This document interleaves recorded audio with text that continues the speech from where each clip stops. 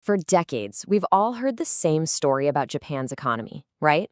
You know the one, a huge boom, then a long, slow decline. But what if that whole narrative is just wrong? What if Japan didn't actually lose, but was forced to change the very game it was winning? This quote right here, it gets to the absolute heart of what we're talking about. It completely reframes the whole conversation. This isn't about failure. It's about a strategic adaptation to some really intense pressure. We're talking about a pivot, not a collapse. So, to really get this pivot, we have to rewind the clock. Let's go back to the 80s and 90s, when Japan was, without a shadow of a doubt, the undisputed king of making things. I mean, their dominance was just total. If you owned any cool piece of tech in the 80s, chances are it was made in Japan. Think about it. The Walkman you carried around, the VCR in your living room, even the chips inside the first wave of computers. Japan was the world's go-to factory for anything high-tech and high quality. So how'd they pull it off? Well, their superpower was this thing called vertical integration. It basically meant one Japanese company controlled the entire process. And I mean everything, from the raw materials and tiny little components all the way up to assembly, quality checks, and even selling it to you. This model was just unbeatable for making amazing products and always making them better. But, and this is a big but, that strength was about to become a huge weakness.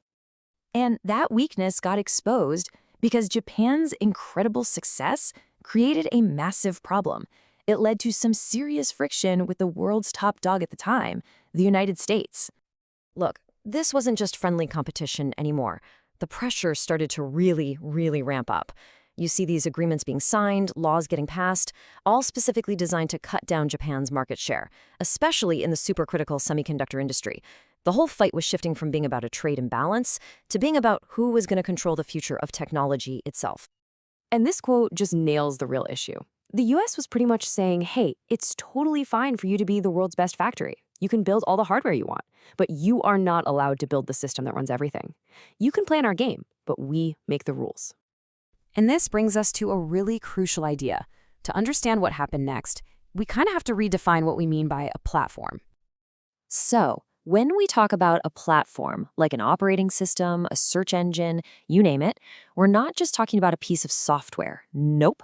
We're talking about a structure of control.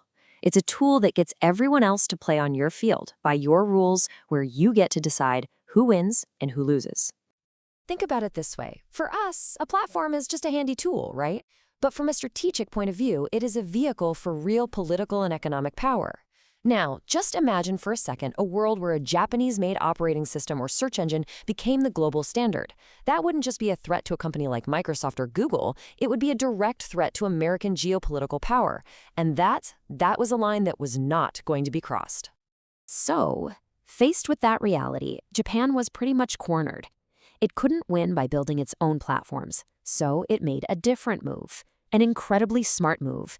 It pivoted into the shadows. The logic here was as simple as it was brilliant.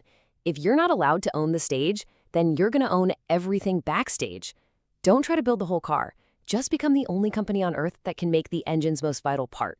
Let other people build the big flashy platforms, but make damn sure they absolutely cannot do it without you. And this is exactly what that new strategy looks like in the real world. Japan went all in on mastering these incredibly complex, totally indispensable, and, often invisible technologies. The specialized machines that actually make the chips, the advanced chemical films, the super accurate sensors. These are the things that the world's biggest tech giants today, yep, even GAFA, can't make themselves. They have to buy them from Japan. Okay, so what happened after this massive strategic shift? What was the result? Well, it created a totally different kind of economic power, a quiet one.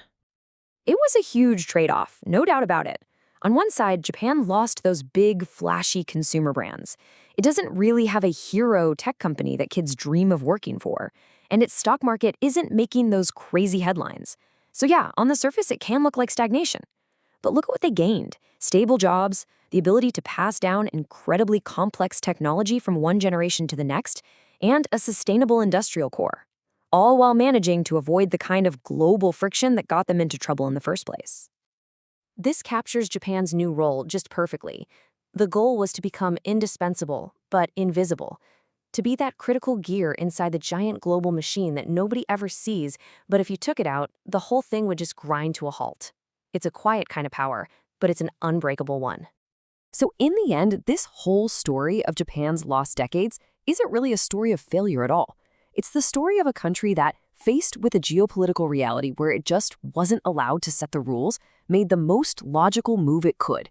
It chose a different way to win, not with glamour and headlines, but with quiet, essential, and totally irreplaceable strength. So, in this increasingly fragile world we live in, it's worth asking, what really is true strength? Is it the company with the biggest stock price and the most media attention? Or is it the unseen player that the entire system completely depends on? The spotlight or the shadows?